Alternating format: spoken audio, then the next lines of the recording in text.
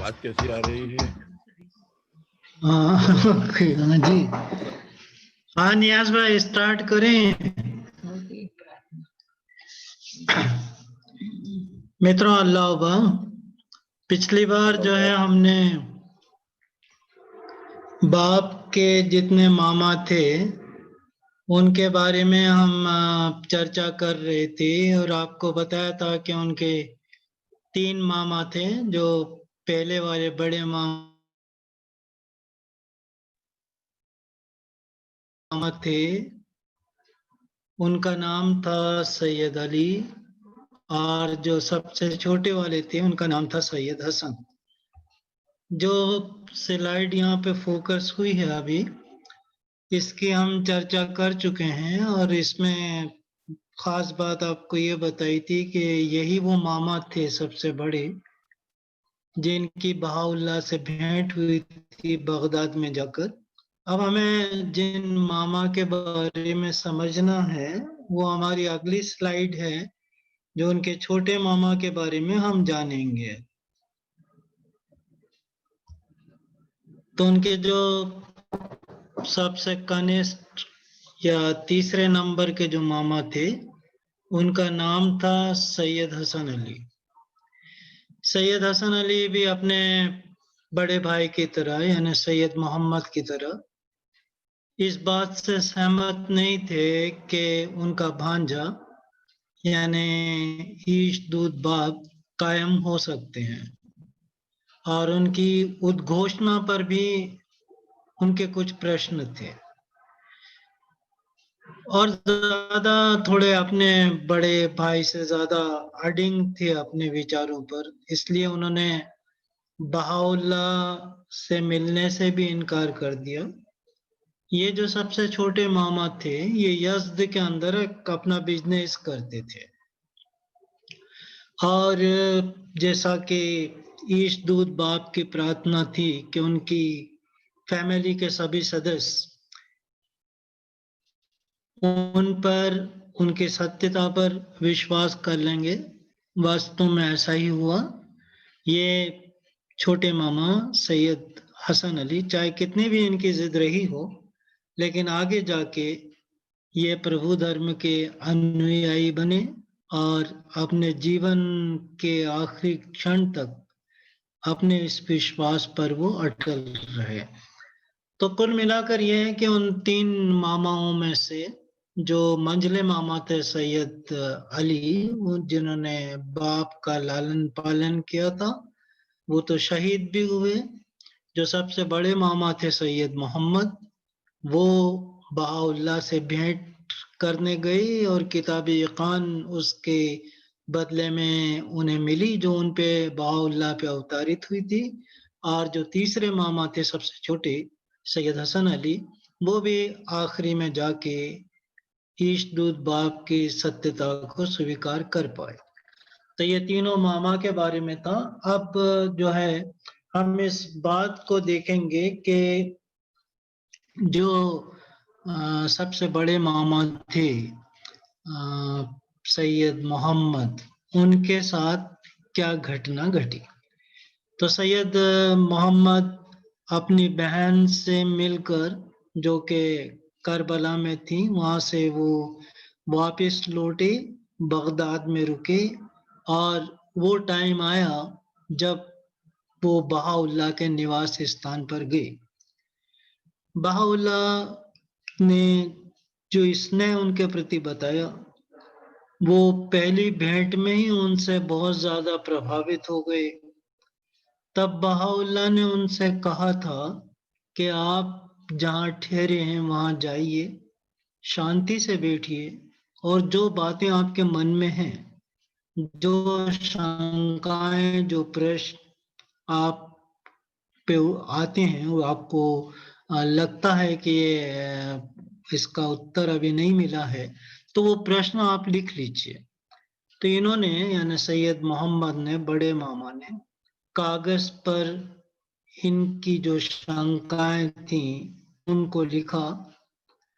2 pages के अंदर उन्होंने अपनी जो शंकाएं थी उनके बारे में बहुत डिटेल से लिखा। ये 2 जो पेज थे वो एक्चुअली 4 प्रश्नों पर आधारित थे, जो उनकी 4 बड़ी शंकाएं हम कह सकते हैं, उन पे आधारित थे। वो जो प्रश्न थे वो तो काफी विस्तार से लिखे गए थे, क्योंकि उनके मन में, उनके दिल में जो कुछ भी था उन्होंने वो कागज पे उतारा था उसे, तो काफी विस्तार से थे। हमने यहाँ पे उस विस्तार से उन क्वेश्चंस को नहीं लिया है, क्योंकि उसको समझना भी थोड़ा सा मुश्किल होता, तो हमने उसको आसान कर दिया। तो पहला जो प्रश्न था वो पुनरुत्थान के दिन के संबंध में था, उसके बाबत में था, regarding the day of resurrection, उसके बारे में। इस प्रश्न के 2 भाग थे। ये वाला या पहला वाला भाग था कि क्या पुनरुत्थान शारीरिक होगा, इज रिसरेक्शन कॉर्पोरियल, और दूसरा भाग ये था कि अन्याय से भरे संसार में न्याय कैसे आएगा। तो ये पहले वाले प्रश्न के 2 भाग थे। मित्रों, यहाँ पे जो वर्ड अंडरलाइन किए गए हैं, खासकर इस पहले प्रश्न में 2 शब्द इंपॉर्टेंट हैं, एक तो पुनरुत्थान और एक रिसरेक्शन, कॉर्पोरियल रिसरेक्शन।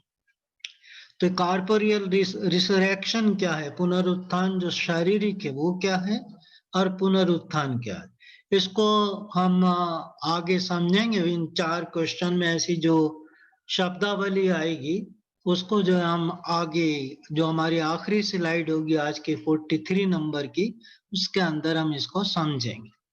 इस पहले प्रश्न को एक बार फिर हम देख लेते हैं। वो ये पूछना चाहते थे बहाउल्लाह से कि ये रिसरेक्शन है क्या, और अगर पुनरुत्थान होगा तो क्या ये शारीरिक रूप में होगा, और दूसरा ये है कि पूरे संसार में तो अन्याय ही अन्याय फैला हुआ है, न्याय यहाँ पे कैसे स्थापित होगा। और वो इसलिए ऐसा पूछ रहे थे क्योंकि सारे धर्मों की भविष्यवाणियों में ये है कि जब भी ईश्वर का अवतार आएगा तो वो न्याय की स्थापना करेगा। तो उनको ये शंका थी कि इस अन्याय से भरे हुए संसार में आखिर न्याय तो स्थापित हुआ नहीं है, तो वो कैसे स्थापित होगा। उसके बाद उनका जो दूसरा प्रश्न था 40 नंबर, अगले वाले उसमें हम उसको पढ़ेंगे। जो अगला प्रश्न था उनका नेक्स्ट स्लाइड के अंदर है, वो प्रश्न 12वें इमाम के बारे में था। क्योंकि जो ईशदूद बाप के बड़े मामू थे सैयद मोहम्मद, ये 12 शिया थे, इस्ना अशरी शिया थे। इस्ना अशरी शिया उन शियाओं को कहते हैं जो 12 इमाम तक मानते हैं। वो इमाम अली से शुरू होते हैं और इमाम हसन अस्करी तक 11वें इमाम हैं और 12वें इमाम उनके पर्दे में। तो जो 12वें इमाम तक मानते हैं उनको हम बोलते हैं 12 शिया या इस्ना अशरी शिया। तो क्योंकि ईशदूद बाप के बड़े मामा इस्ना अशरी शिया थे, तो उनके माइंड में क्वेश्चन था जो उन्होंने बहाउल्लाह के सामने रखा था 12वें इमाम के पुनर्आगमन के बाबत में, regarding the recoming of the 12th इमाम। अब इस प्रश्न के भी, दूसरे प्रश्न के भी 2 भाग थे। पहला भाग यह था कि 12वें इमाम का जन्म एक निश्चित समय पर हुआ था और वे अभी तक जीवित हैं, यानी वो जब उनका जन्म हुआ था उसके बाद से वो अभी तक जीवित हैं, और जो इस्ना अशरी शिया हैं उनके वापस लौट के आने की देर देखते। इस दूसरे क्वेश्चन का दूसरा भाग ये था कि 12वें इमाम से जुड़ी कुछ प्रचलित धारणाएं हैं, ये कहाँ सच हुई। मतलब उनके जो सैयद मोहम्मद थे वो सोचते थे कि शिया लोगों के अंदर 12वें इमाम से जुड़ी हुई बहुत सारी कथाएं हैं, बहुत सारे कथन हैं, कुछ इमामों की हदीसें हैं, ये तो सारी पूरी नहीं हुई ईशदूद बाप के डिक्लेरेशन के साथ, तो वो उनको शंका थी कि इसका क्या मतलब है, इसका ट्रुथ क्या है, इसके पीछे सच्चाई क्या है। वो ये बहाउल्लाह से जानना चाहते थे। उनका जो तीसरा प्रश्न था, जो अगली स्लाइड के अंदर हम देखेंगे, वो कायम के आगमन से संबंधित था। यानी कायम के आगमन से जुड़े हुए पूर्व इमामों के कथनों के संदर्भ में था। यानी कायम यानी जो भी आखिरी दिनों में आएंगे, कयामत के दिनों में आएंगे, रिसरेक्शन के दिन में आएंगे, उनको बोलते हैं कायम। ये शिया लोग मानते हैं। सुन्नी मुस्लिम महदी के नाम से देख रहे हैं। तो वो कायम के बारे में जो उनसे पहले इमाम हुए, वो इमाम जो बात कह के गए थे, जो भविष्यवाणी करके गए थे, उन सारी भविष्यवाणियों का अर्थ वो बहाउल्लाह से समझना चाहते थे। और इस प्रश्न के तीसरे प्रश्न का एक ही भाग है, और वो ये जानना चाहते थे कि इन कथनों की व्याख्या कैसे की जाती है। देखिए, उनके प्रश्न के लिखने की जो स्टाइल थी सैयद मोहम्मद के, ईशदूद बाप के बड़े मामा के, उस स्टाइल से हमें यह पता चलता है कि वो कोई आर्ग्यूमेंट लेके नहीं आए थे। वो अपनी शंकाओं का निवारण करना चाहते थे। अपने प्रश्नों का उनको हल चाहिए था, और उनको पता था कि बहाउल्लाह शायद इसका हल देंगे, जो उन्होंने सुन रखा था। तो देंगे, इसलिए वो कभी क्वेश्चन को इस तरीके से पुट अप नहीं करते थे कि मैं नहीं मानता, ये नहीं हुआ, कोई आर्ग्यूमेंट की तरह नहीं, बल्कि वो चाहते थे कि हाँ, इसके कुछ अर्थ होंगे। इसको हम क्वेश्चन को अंतर्दृष्टि से जब सॉल्व करेंगे तो कोई अर्थ इसका निकल आएगा जो मैं नहीं जानता। तो वो बहाउल्लाह से उस के जो हिडन मीनिंग्स थे वो जानना चाहते थे। आर्ग्यूमेंट टाइप के क्वेश्चन नहीं है। वो पूछ रहे हैं कि इन कथनों की व्याख्या कैसे की जाती है, तो जानना चाहते थे जो पिछले इमाम थे उनसे। उनका जो आखिरी प्रश्न था, चौथा प्रश्न था, वो चौथा प्रश्न पवित्र धर्म ग्रंथों से जुड़ा हुआ था। अगली स्लाइड में हम इसको देखेंगे, चौथे प्रश्न को, जो कि उनका आखिरी प्रश्न था। इस प्रश्न के अंदर उनको ये पता लगाना था बहाउल्लाह से कि जितने भी पूर्व के पवित्र धर्म ग्रंथ हैं, उनकी लेखनी पे उनको कुछ सवाल पूछना थे। वो ये कह रहे थे कि ये जो धर्म हैं, जो उनके भांजे ईशदूद बाब लेके आए, ये धर्म यानी बाप का धर्म, बाबी धर्म, वर्षों से चली आ रही मान्यताओं के अनुरूप प्रतीत नहीं होता। यानी जो पूर्व धर्म ग्रंथों के अंदर कायम के बारे में या प्रॉमिस वन के बारे में जो कुछ लिखा गया है, उस पे ईशदूद बाप का अवतरण फिट नहीं बैठता। ये उनकी सोच थी, जिसके अनुसार कायम यानी वो पूर्व के जो धर्म ग्रंथ थे, वो क्या बता रहे थे कायम के बारे में, कि कायम जो है शक्ति संपन्न होंगे, मतलब वो बहुत पावरफुल होंगे जो कायम होंगे, और वो सारी दुनिया पर राज करेंगे। ये उनका कहना था। तो वो कह रहे थे कि this cause does not seem to confirm the belief held throughout the years, जो बरसों से चली आ रही थी उसको पूरा नहीं करती। कायम मस्ट कम विद पावर, कि उनके साथ जो एक शक्ति होगी, एक ताकत होगी, एंड रूल द वर्ल्ड, और वो वर्ल्ड पूरे संसार पे राज करे।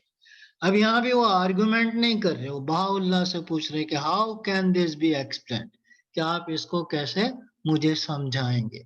तो जितने भी प्रश्न थे, उनकी स्टाइल से ये प्रतीत होता है कि वो समझना चाहते थे, किसी तरीके का आर्गुमेंट करना नहीं चाहते।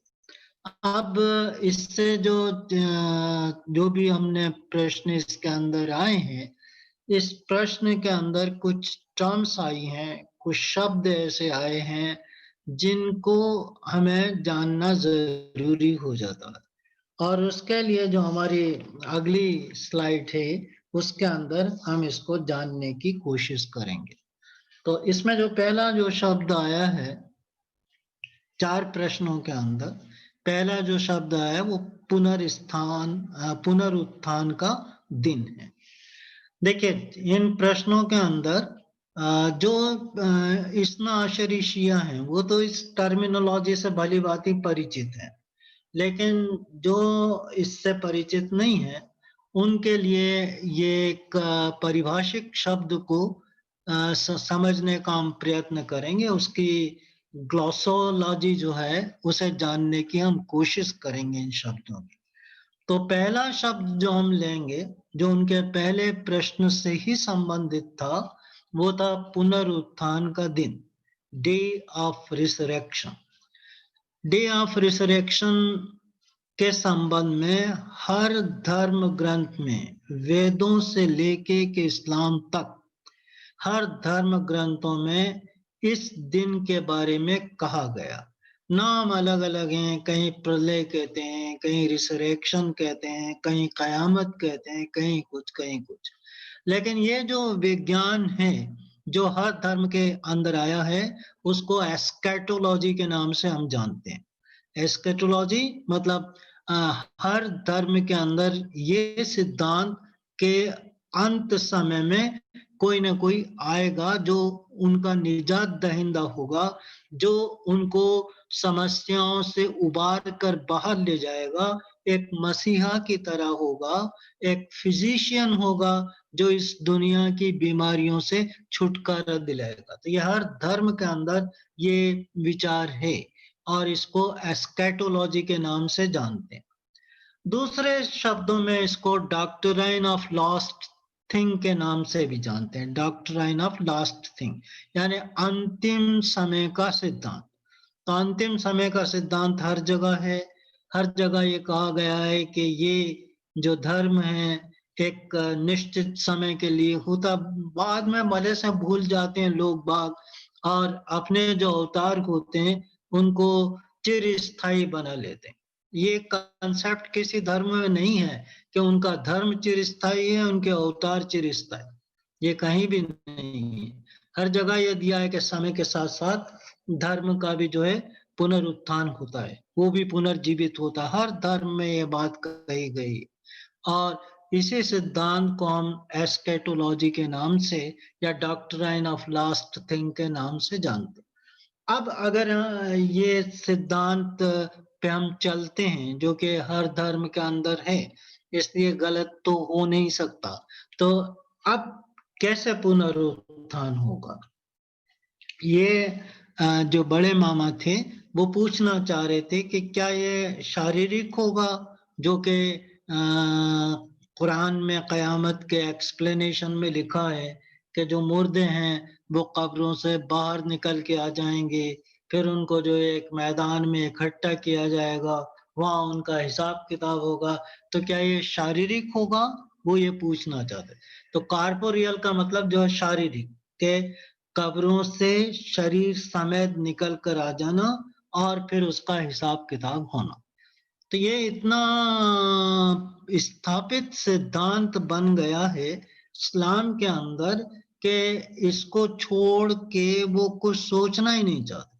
कभी साइंटिफिक दृष्टि से वो सोचते ही नहीं हैं कि कैसे वो लोग अपनी कब्रों से बाहर आएंगे जो बरसों पहले जिन्हें दफनाया गया था, जिनके जो शरीर हैं वो पूर्णतया मट्टी में मिल चुके होंगे। चलो कब्रों की तो बात छोड़ दीजिए, अगर कोई भस्म होके जल गया, किसी को किसी जंगली जानवर ने खा लिया उसको चीर फाड़ के, तो वो कहाँ से निकलेगा? उस शेर के शरीर से निकलेगा या और कहीं से निकलेगा? तो ये बहुत अनसाइंटिफिक आइडिया है जो चला आ रहा, और इतना यकीन है इस पे कि बिल्कुल ऐसा के ऐसा ही होगा और जो मुर्दे हैं वो कब्रों से निकलेंगे। तो वो पूछना चाहते थे कि इसका मतलब क्या है? मतलब जो है, जो बहाउल्लाह ने समझाया वो तो हम किताब यकान के अंदर जाएंगे तो वहां से इसको समझेंगे। अभी हम इस पे ज्यादा डिस्कस नहीं करते, बस इतना बार समझ लेते हैं कि वो पूछ रहे थे कि क्या जो पुनरुत्थान होगा, रिजरेक्शन होगा, या जब कयामत आएगी तो क्या मुर्दे कब्रों से निकलेंगे, ये शारीरिक होगा, इस बात को समझाइए। उसके बाद फिर उनका एक जो क्वेश्चन था जो उनके दूसरे प्रश्न से जुड़ा हुआ था, वो 12वें इमाम के बारे में था। अब जैसा मैंने आपको बताया कि सैयद मोहम्मद जो ईशदूद बाप के बड़े मामा हैं, वो क्योंकि 12 शिया थे, इस्ना अशरी शिया थे, तो 12वें इमाम को भी वो मानते थे। अब 12वें इमाम के बारे में बहुत सारी बातें हैं जो हमें जानना चाहिए। एक बात तो ये कि 12वें इमाम किसके बेटे थे और उनका नाम क्या था। तो ऐसा मानते हैं कि जो 11वें इमाम थे ऋषियों के, उनका नाम था हसन अस्करी, और हसन अस्करी के बेटे थे, उनका नाम था मोहम्मद। तो मोहम्मद इब्न हसन अस्करी, ये मोहम्मद उनका नाम, 12वें इमाम, जिनको ये बताते हैं कि वो 5 साल की एज के अंदर हाइडिंग के अंदर चले गए थे। 5 साल के जब थे तब वो हाइडिंग में चले गए, 10 साल तक वो लोगों के संपर्क में थे। कुछ 5 साल का बच्चा लोगों के संपर्क में, और अपना जो शरीशिया उसको गाइड भी कर रहे हैं। तो वो ये मानते हैं, उनका उनका तो बिलीव ये है कि वो 5 साल तक लोगों के संपर्क में थे, और वो 5 साल पूरे होते हैं 260 हिजरा में, 260 हिजरी के अंदर तक वो जो है लोगों के संपर्क में थे। यानी उनका जन्म कब हुआ था, 260 में से 5 माइनस कर दीजिए, तो इसका मतलब ये हुआ कि 255 हिजरी में, हिजरी सन की बात कर रहा हूँ, इस्लामिक कैलेंडर के अकॉर्डिंग, तो 255 हिजरे में उनका जन्म हुआ था, और जन्म होने के 5 साल तक वो लोगों के संपर्क में थे। यानी 260 हिजरा तक उनका संपर्क लोगों के साथ था। फिर 260 के बाद से वो पर्दे के अंदर चले गए, वो छिप गए, और वो छिप गए तो इस्ना अशरी शिया ये मानते हैं कि वे अभी तक पर्दे के अंदर हैं, और एक समय आएगा जब वो पर्दे से बाहर है। तो ये उनका कंसेप्ट। तो वो ये जो कहते हैं कि वो 5 साल तक लोगों के संपर्क में थे, तो वो भी बताते हैं कि डायरेक्ट संपर्क में नहीं थे, कोई उनको देख नहीं पाता था इस 5 साल के बच्चे को, तब वो छिपे हुए थे। लेकिन वो छिपना पूर्ण छिपना नहीं था, इसलिए उसके लिए वो शब्द यूज करते हैं गैब, जो गैब के अंदर थे, सुगरा शब्द यूज करते हैं, गैब सुगरा, यानी जो है स्मॉल हाइडिंग, लेसर हाइडिंग, कि वो थोड़ी देर के लिए जो है, मतलब 5 साल के लिए केवल छिपे हुए थे। उसके बाद से फिर जो गए वो 1260 से, तो अभी तक छिपे हुए। कहना तो उनका यह था कि 1260 के बाद वो 1000 साल बाद वापिस आएंगे।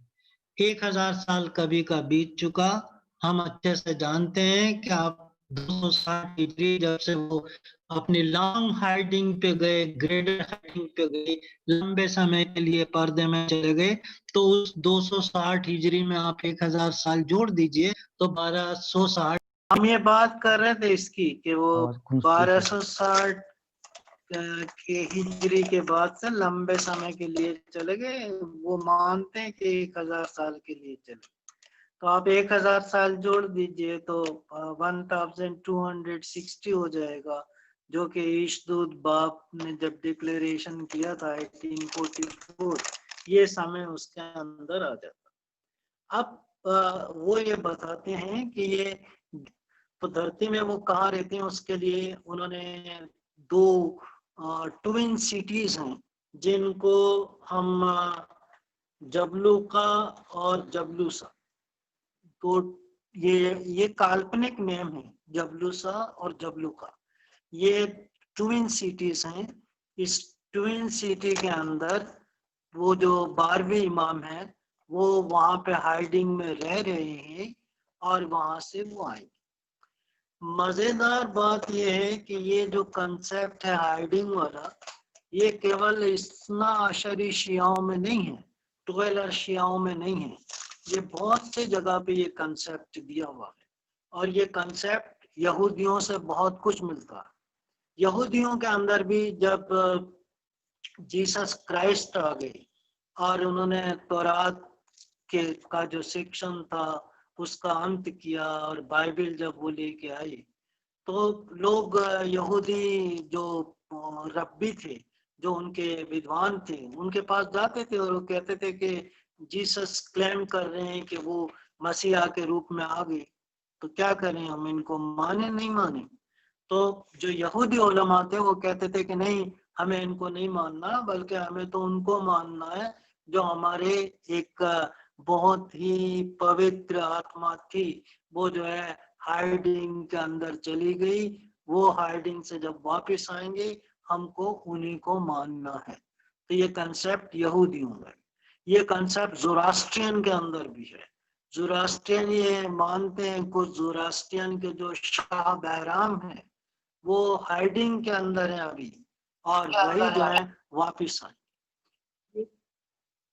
जी हाँ, ये कंसेप्ट इस्माइली शियाओं के अंदर भी, खासकर जो ये बोरी ग्रुप है उसके अंदर, वो ये कहते हैं कि उनके 21वें इमाम तैयब वो हाइडिंग में है और वो जो है वापिस आए। तो ये हाइडिंग वाला कंसेप्ट किसी एक सेक्ट का नहीं है, बहुत सी जगह पे है और सब देर देख रहे हैं कि वो कब आएंगे कब आएंगे। तो ये इंतजार न ठहरा कोई बला ठहरी, ये इंतजार न ठहरा कोई बला ठहरी, किसी की जान गई आपकी अदा ठहरी। तो वो अभी तक उसका इंतजार कर रहे हैं और उस जो वास्तव में आया उसको उन्होंने शहादत की दर्जे पर चढ़ा दिया। तो यहाँ पे अभी हम रोकते हैं। कितना टाइम बचा था अनुज? अभी तो 5 मिनट है। अच्छा, 5 मिनट और बाकी हैं।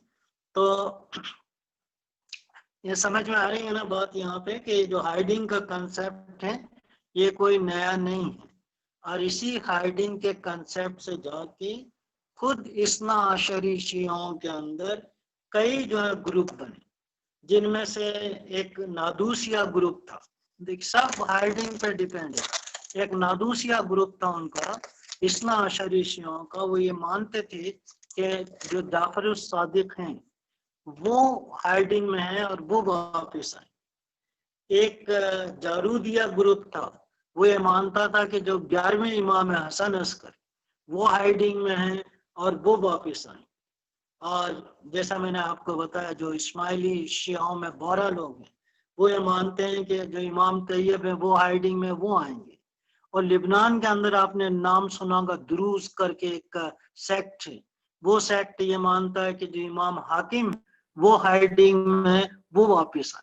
तो सब ने अपने इमामों को छिपा के रखा है, हजार हजार साल हो गए, इससे ऊपर हो गए, उनके आने की प्रार्थना करते हैं, लेकिन वास्तव में ये कितना सही है कितना गलत है, इस पे बहुत बहुत सारे क्वेश्चन खड़े होते हैं। अब जो जिन इमाम की हम बात कर रहे हैं, 12वें इमाम की, उनके पिता का नाम तो हमें मालूम है कि हसन अस्करी था, लेकिन उनकी माता कौन थी?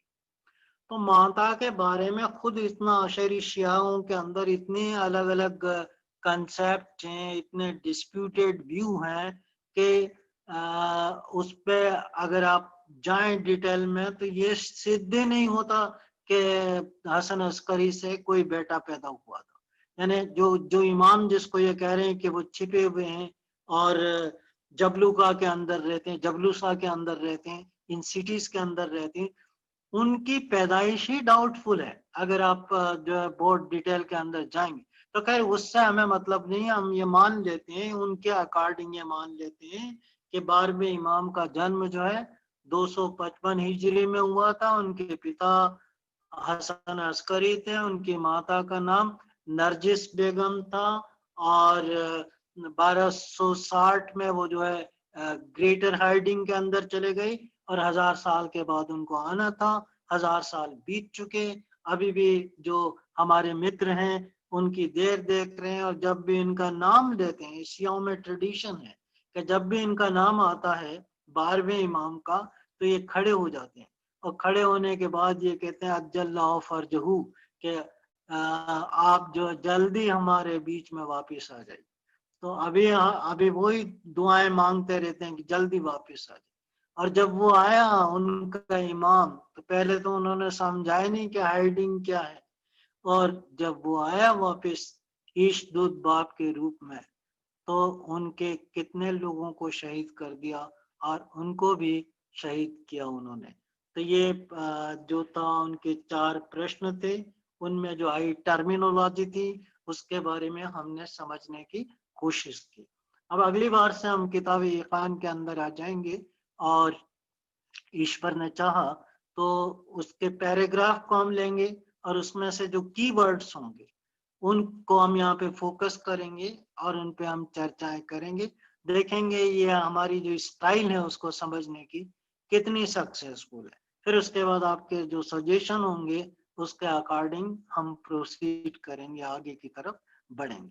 Thank you very much. कोई चर्चा में और कुछ जोड़ना चाहता है तो उनका स्वागत है।